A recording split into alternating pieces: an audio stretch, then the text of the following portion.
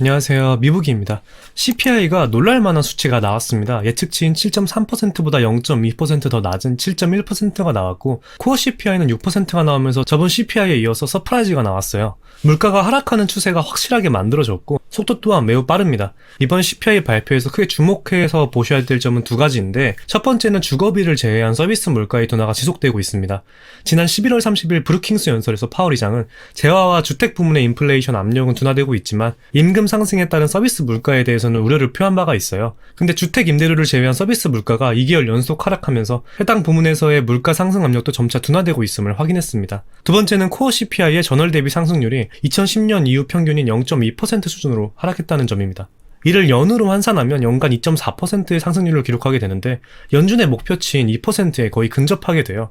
그만큼 이번 CPI 결과가 고무적이라고 할 수 있습니다. 그럼에도 어제 결과적으로 큰 상승이 나오지는 못했어요. 갭상승으로 출발했지만 기술적 저항도에 모두 걸리면서 결국 박스권 내에서 마감했습니다. 아직 FOMC에 대한 불확실성이 남아있기 때문에 그래요. 그래서 오늘은 내일 새벽에 예정되어 있는 FOMC 금리 인상과 점도표, 그리고 기자회견까지 철저하게 대응 관점에서 어떻게 하는 것이 좋을지 말씀드리려고 합니다. 어차피 저희가 미국 주식을 하는 궁극적인 이유는 수익 때문이고, 수익을 보려면 결국 대응을 어떻게 하냐에 달려있어요. 특히 이번 주처럼 변동성이 매우 높은 장세에서는 대응이 더 중요하다고 할 수 있습니다. 지금으로는 이번 CPI 결과를 연준이 어떻게 받아들이고 이걸 토대로 어떤 스탠스를 보여서 증시 방향성이 잡히는지, 그리고 거기에 맞춰서 전략을 수립하는 게 중요하다고 생각합니다. 우선 한국 시간으로는 내일 새벽 4시에 금리 인상이 결정되고 점도표가 공개가 됩니다. 그 후 4시 30분에 파월 의장 인터뷰가 예정되어 있어요. 한 20분에서 30분 정도 진행할 거예요. 그래서 4시 50분에서 5시쯤 종료가 된다고 보시면 되고, 결국 4시부터 5시 사이 이 1시간 안에 방향성이 결정되니까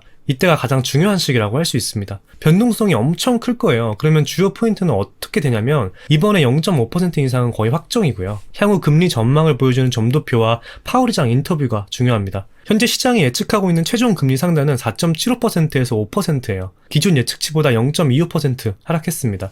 원래 경제 전망과 점도표를 지난주 금요일까지 제출하는 것이 원칙이지만 규정상 오늘 저녁까지 수정할 수 있습니다. 그래서 이번 CPI 결과가 금리 상단에 영향을 준 거예요. 그리고 향후 기준금리 전망도 달라졌습니다. 보시면 노란색 그래프가 이번 CPI 발표 전 기준금리 전망이고, 파란색이 CPI가 반영된 그래프인데, 내년 상반기가 종료되는 시점에 5% 수준에서 4.8% 수준으로 0.2%가량 떨어졌습니다. 내년 2월에 0.5% 인상 우려가 있었는데 그게 많이 없어진 거죠. 물가 압력도 내년에는 기저효과로 인해서 1, 2분기에 큰 폭의 인플레이션 둔화를 기대할 수 있기 때문에 물가 압력이 계속해서 낮아지고 있는 상황이에요. 모든 것은 파월 의장이 내일 무슨 말을 하냐에 따라 달려 있습니다.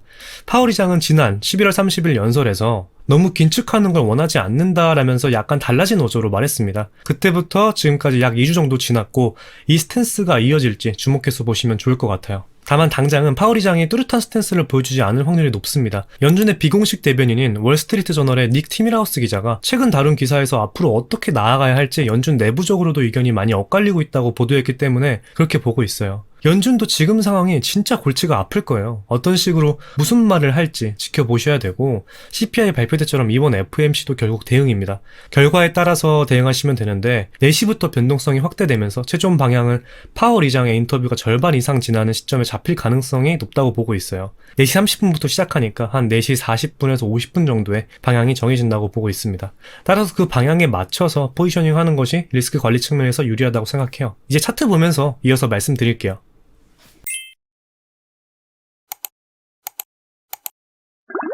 S&P 500 보시면 기술적으로 저항선에 정확하게 걸리면서 다시 한번 하락 추세 돌파를 도전하고 있습니다. 저 같은 경우 포지션은 현재 롱입니다. 내일 FOMC 보고 홀딩할지 아니면 포지션 전환할지 결정할 예정이에요. 올해 남은 기간 중에 가장 중요한 이벤트고, 방향성이 위든 아래든 확실하게 나올 겁니다.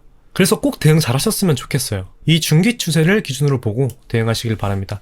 지금 당장은 시장이 기술적인 부분보다는 이벤트에 더 집중하고 있기 때문에 이번 CPI를 연준에서 어떻게 해석할지 유의 깊게 보고 방향성 잡힌 이후에 타점 명확하게 잡아드리도록 하겠습니다. 그리고 지금 나스닥 같은 경우는 이 아래에서 움직이고 있고, 다우는 이 위에서 움직이고 있는데, 확실히 인플레이션이 잡히고 있어서 주도주가 다시 기술주로 돌아올 가능성도 염두에 두셔야 합니다. 그럴 경우 기회비용 고려해서 포트폴리오의 기술주 위주로 구성하는 접근이 유효하다고 보고 있어요. 이 점 참고해 주시고 계속 지켜보면서 말씀드리겠습니다. 그럼 오늘 영상은 여기까지 말씀드리고 시청해 주셔서 진심으로 감사드립니다. 도움이 되셨다면 구독과 좋아요 한 번씩 부탁드릴게요. 궁금하신 점이나 문의사항은 댓글 남겨주시면 답변 드리겠습니다. 감사합니다.